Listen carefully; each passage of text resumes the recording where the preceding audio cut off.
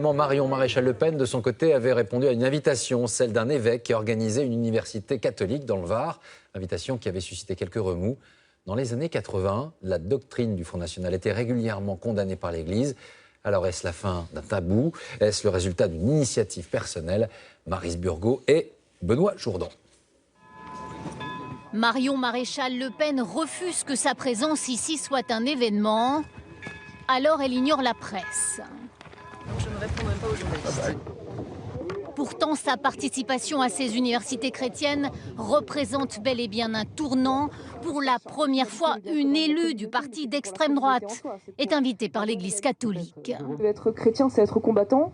Je ne crois pas que Jésus-Christ, dans son quotidien, c'était une promenade de santé. Il a beaucoup combattu sur le plan moral, éthique, parfois même physique. Une frontiste aux côtés d'un évêque, au pied du massif de la Sainte-Baume, un tabou élevé. J'ai été un petit peu surpris de cette invitation et je me suis dit waouh, ils ont osé. Pour vous, c'est une bonne chose que l'Église invite à la table des débats le Front National aujourd'hui? Bien sûr, bien sûr, parce que le Front National est le seul parti qui ose dire des vérités. Voilà. Dans le Var, 40% des électeurs ont voté Front National aux dernières départementales. L'évêque du diocèse ne veut pas ignorer cette réalité.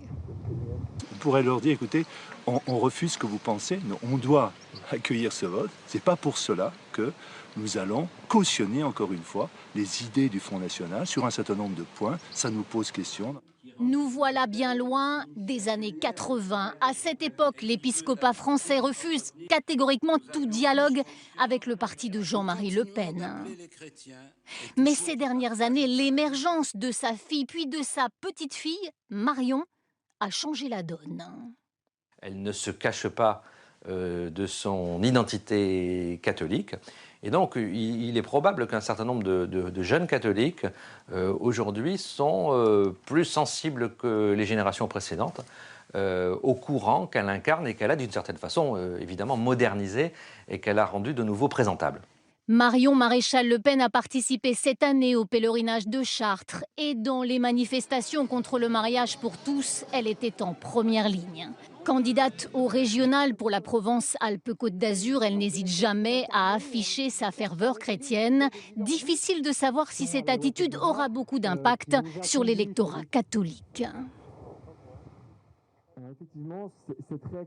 Autre actualité.